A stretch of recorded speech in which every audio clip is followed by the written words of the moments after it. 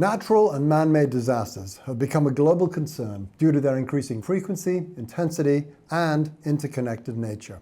They destroy lives and affect tangible assets like buildings and equipment. But take heart, we hold the power to affect change. Our expert guests are here to help us navigate these challenges. Disaster response and recovery in asset risk management, next on Risk Radar. Barry Mitchell, what is your sense of how many companies have a real, live, living, active disaster recovery plan? There's many variations and opinions and definitions for what a disaster recovery plan actually is.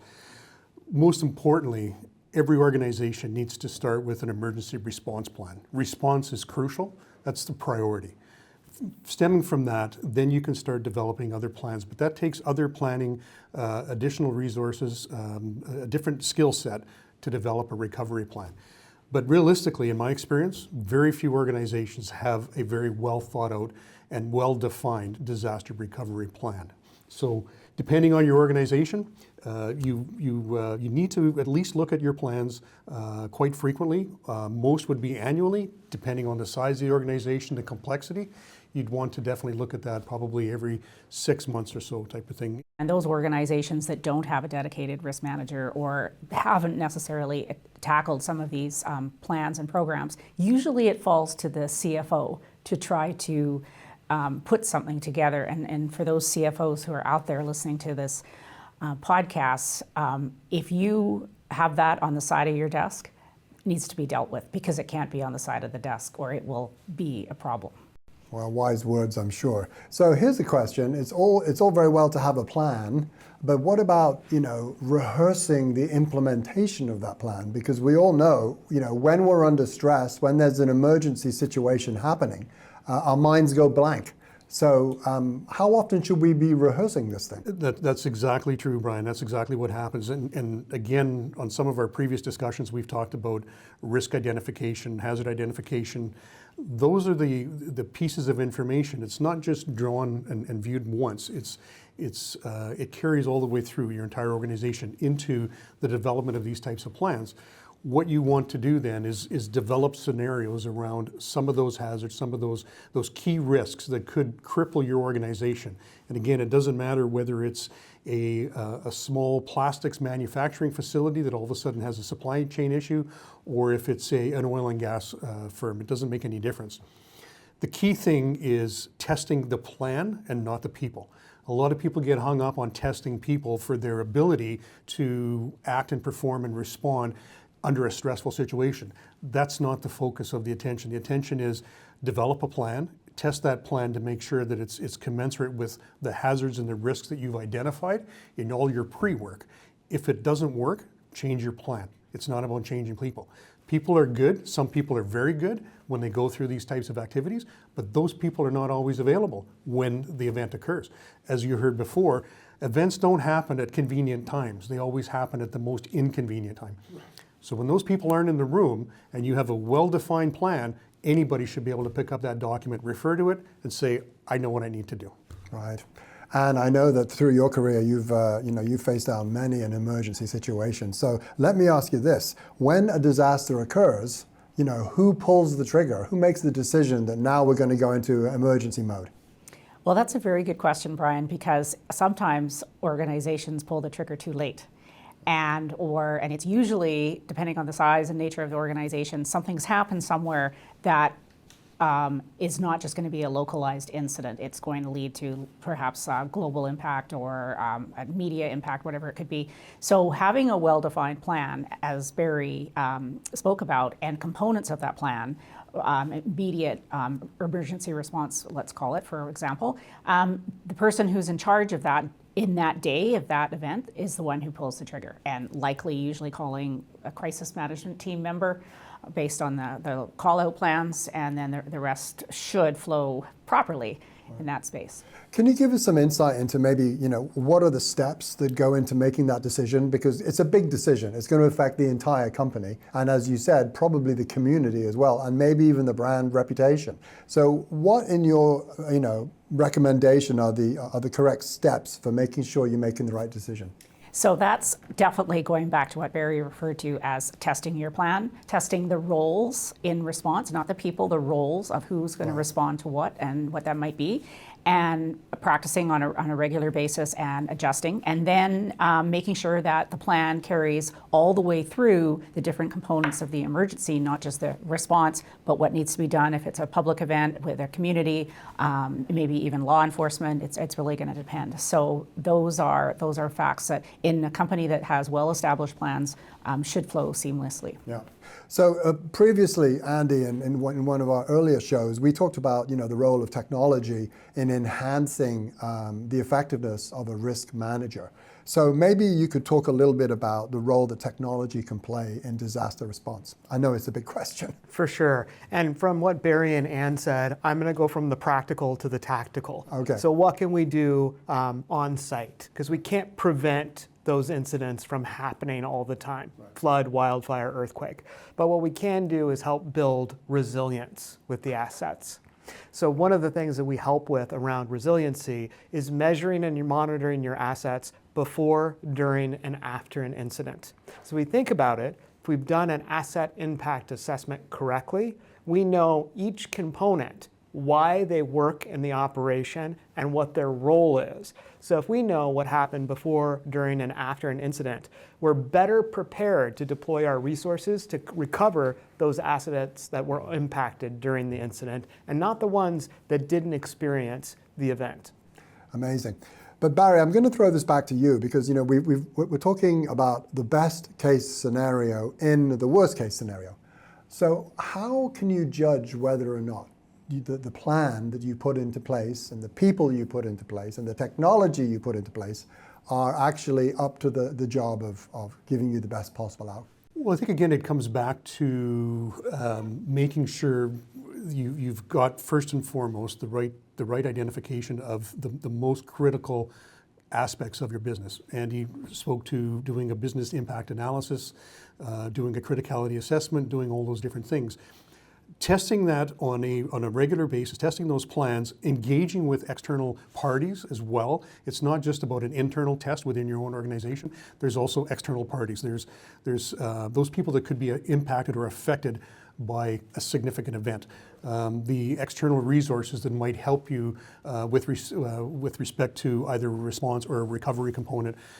Different factors like that come into play. The more you test firstly internally, and then do a broader external test to verify that everybody understands the clear roles, definitions of everything, and everybody understands what their responsibilities are.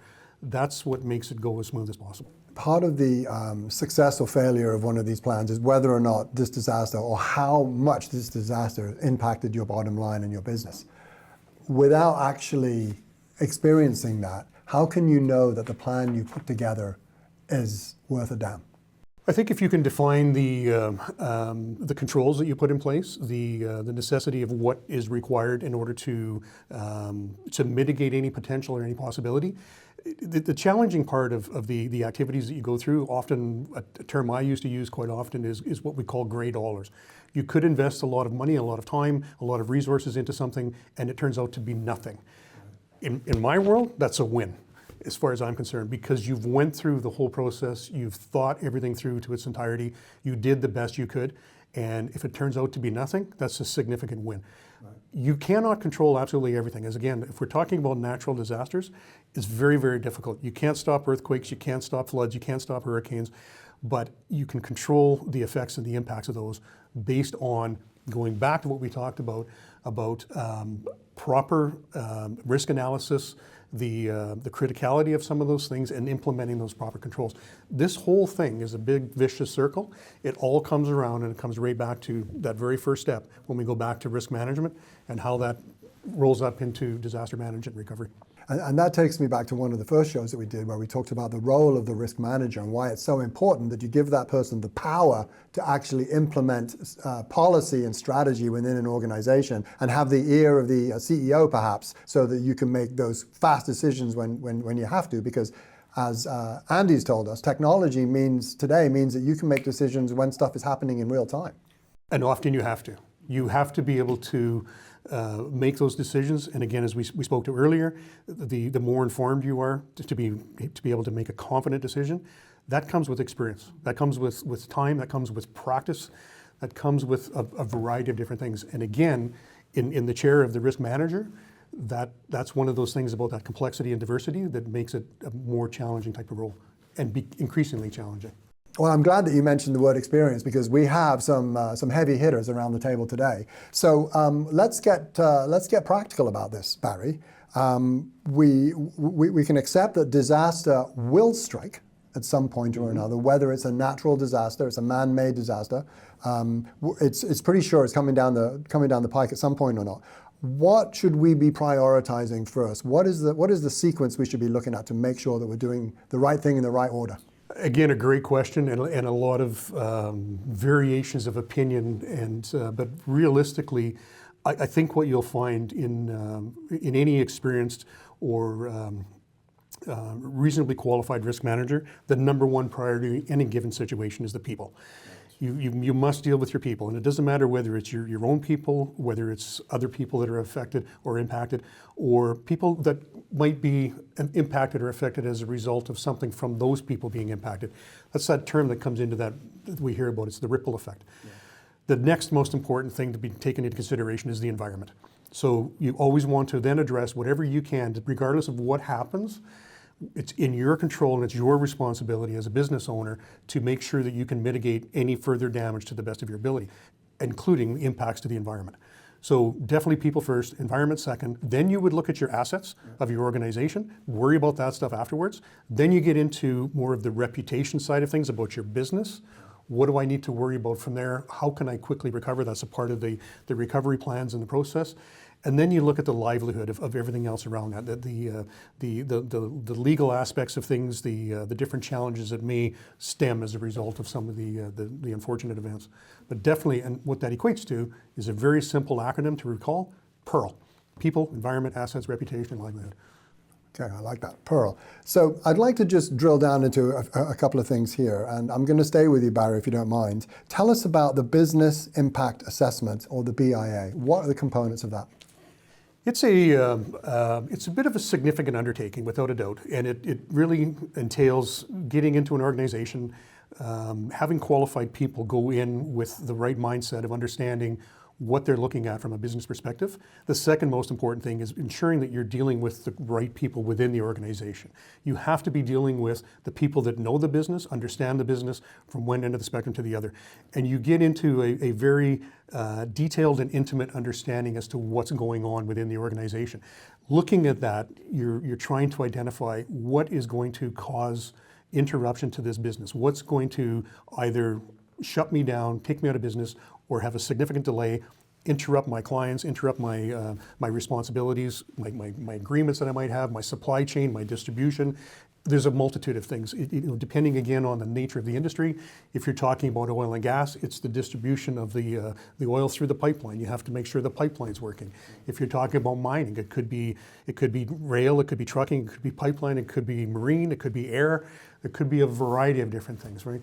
So multitudes of things that come into play, but getting intimate into an organization's details and helping them understand what would be the most significant impact to their organization, and then working a criticality level from worst to best. In order to put, a competent BIA together, do you have to hire or have, an experienced risk management professional do that? Or is there a person in an organization you could turn to put one of those together?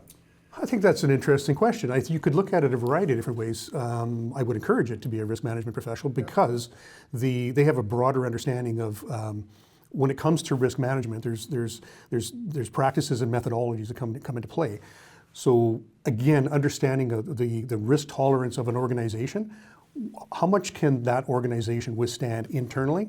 It's no different than your deductible on your house. How much can you afford to put down? How much can you absorb yourself versus allowing your insurance provider? The other option is maybe transferring that risk offer, that potential threat to another tool that might be out there. You might outsource something from your organization as opposed to trying to maintain it in-house but then doing something else with it. So you'll outsource a certain activity. Transferring off to again, we talked about insurance earlier, you could transfer it to an insurance program. And there's a variety of different programs depending on the level of discussion and the topic of discussion. I mean, there's a wide variety, but it's not necessarily what comes into discussion here. But I mean, that's a part of some of the steps of the components of a BIA. So my recommendation would definitely be ensuring you've got somebody that's very qualified to understand the full breadth of the topic. In general terms, a large international company or even a large company probably has a professional risk management person in-house, but a smaller company may not. Is there such a thing as a fractional risk manager? And actually, on your first point, not every large organization has an in-house risk manager. Right. That's I think a bit of a myth. But that being said, there are certain programs in place as well. For the smaller organizations, that's where again, a seasoned consultant can come in and help. Organizations that no different than what COGO offers, they can offer some risk solution options. They can introduce some technology that might assist with a lot of the different types of outcomes that you could find. So there are a variety of people out there. The best thing again is to really understand the person or the organization you're selecting to perform the activity has a good, clear understanding of the task at hand and the nature of the business. Right, so you need to open the kimono, as they say. Okay, so we've talked about the business impact assessment, the BIA, and now I'd like to go on and talk about this thing called the ARP, or the Asset Recovery Plan. And Anne, I'm hoping you can give me some insight into that. Well, as Barry indicated earlier, there are components of the business plan, and asset recovery needs to be part of that once you've put the immediate, let's say, fire out. Sure. And dealt with your people or other people's people and communities is, what is the best part of like the plant or that operation to bring back online first? Can you outsource your production somewhere else temporarily, and what that looks like? And again, when you're building, as part of your risk management program, you're building your emergency response and your recovery and continuity plans, is to bring in those business experts who run the plant inside your organization or who are part of your shipping transactions and that, because they're the ones who understand that, and then you can work effectively as bringing that in together. Okay, so who would be in charge of the asset recovery plan? Who's the person going to lead that? Usually the process is owned by the risk manager, but the contents of certain parts of that plan would be owned by site people. So it's a joint effort. A joint effort, okay. So Andy, help me with this one, the use of consequences or the use of consequence table. I like the sound of that. It's an interesting topic. It's understanding what happens when a specific asset is impacted. Okay. And I'll give you a practical example. I was involved in an incident where at 40 below zero, an industrial operation lost power. Okay, so at 40 below zero, you have a clock that's ticking before specific assets start to fail in a very, very big way. And that could be freezing in your water treatment plant, in your wastewater treatment plant. That could be condensation that's now building up in your ventilation system, right? Your distribution, your process water systems could start to freeze. So there's consequences for each one of those assets being impacted. So you have to understand what assets do I address and when. How much time do I have before it becomes unrecoverable? And a component of that consequence table is really understanding that. And I'd also like to add on to, because I have the statistics off the top of my head, 57% of industrials globally don't have dedicated asset risk managers. So they don't have somebody internally that has the skill to even be able to assess the business impact, to understand what an asset recovery plan is, or to build the consequence table around those specific asset failures. Good Lord, 57%, that's more than half of these companies are operating really with blinders on. They're just pretending that nothing's ever going to go wrong. I would say that their companies are very, very good at what they do, right? But the experience is leaving the industry, and we're not replacing it fast enough. And that goes to kind of the skills shortage. So there's an opportunity for us to actually address some of these issues with technology. Right. What is the compliance piece in these recovery-related exercises? Well, they have to be part of your recovery plans because you could inadvertently violate some fairly serious laws if you did not handle the situation very clearly. And there are such things, data protection, for example, laws, and then of course if you've got waste that you need to deal with as a result of your incident, there's special rules around disposals and things like that. So very much the legal team has to have input into those areas of your plan. And Compliance is just getting more and more complex as the world keeps going along the way it is. So it has to be paid attention to. And we talk also a lot about redundancy. Redundancy meaning if one thing fails, something else kicks in. Can you give us a little bit of color around that? How does that work? Redundancy is crucial. Once again, this all stems from some of your earlier actions, doing your hazard identification, doing your assessments, doing your business impact analysis, and determining the criticality of what those critical components need to be, the availability, the accessibility to a lot of those different components. And just because you have it doesn't mean that it's the answer. I mean, those components and pieces of equipment and everything else need just as much love and care and attention as most everything else that's in operation. So there's a lot of different requirements that come into play. I mean, I have an example where there was quite a significant disaster that occurred. A large piece of equipment had a major internal explosion within it, and it was a core piece of equipment for another major component of the entire process within the operation. The piece of equipment that failed, there was a standby piece there, readily available, and the people that responded, they very quickly, immediately changed that out in a very quick fashion and time frame from an interruption standpoint. No sooner they tried to commission and put that into operation, it too failed, and through an investigation, we could determine exactly what caused the failure, but most of it was because of the lack of maintenance and care and attention while it was sitting there as a piece of equipment waiting to be introduced into the game, so to speak. Right. The challenge with that was there was nothing else available to now replace that critical component. That left that organization with a very, very substantial potential business interruption if they didn't have additional plans in place. They were looking at hundreds of millions of dollars in downtime and business interruption. And the availability within the country, that piece of equipment wasn't available. There was a requirement to go to an external company quite far away, make necessary arrangements to expedite not only the manufacturing, but the transportation, the delivery, and everything else to get that piece of equipment back into operation. And the organization, because it was reasonably well prepared, was able to do that, and they substantially minimized that potential threat of that large loss. But it's an example of just because you have redundancy doesn't mean you're out of the woods, but it's a very, very important part of the overall risk management process for sure. Yeah. Well, you're watching Risk Radar, and today we're exploring disaster response and recovery. Now, whether you're a risk analyst, a plant manager, or a chief risk officer, we'd love to hear from you. If you'd like to comment or if you'd like to contact us to be a guest on the program, we would love to hear from you.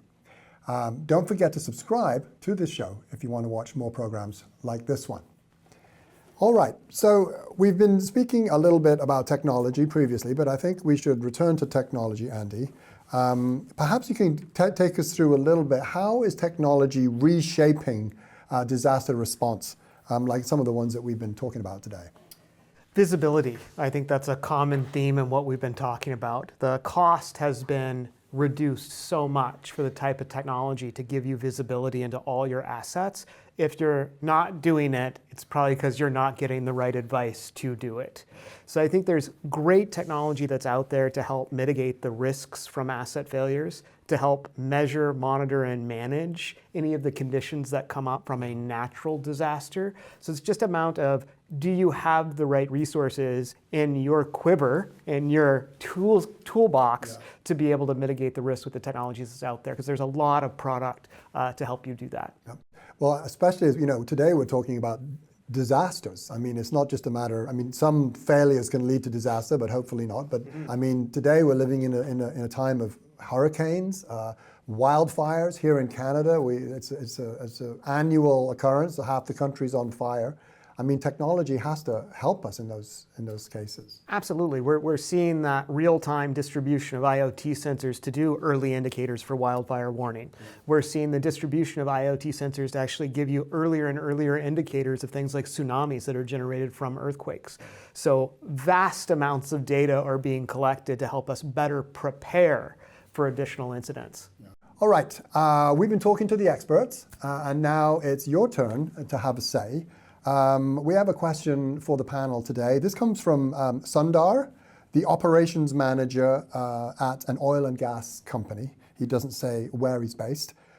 His question is, well, his question is the million-dollar question, actually. What should my long-term strategy look like to ensure my company's prepared for the next 10 years?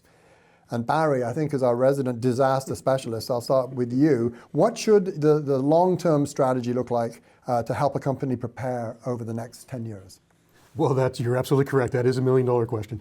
In fact, it goes right back to, again, the very first step. Make sure you have a very thorough and clear understanding of what your risks are and where they lie. In the oil and gas sector, it's very, very challenging because they really, truly are from one end of the spectrum to the other. It's a high hazard type of business, very volatile at almost any given time.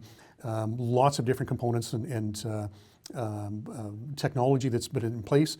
But when you're dealing with establishing and making sure that you can maintain your equipment and your operations and everything over time, you do have to be able to understand what the state and the condition of all your equipment is. Your hazard identification says this is a critical piece, this is a volatile piece, this is this is that.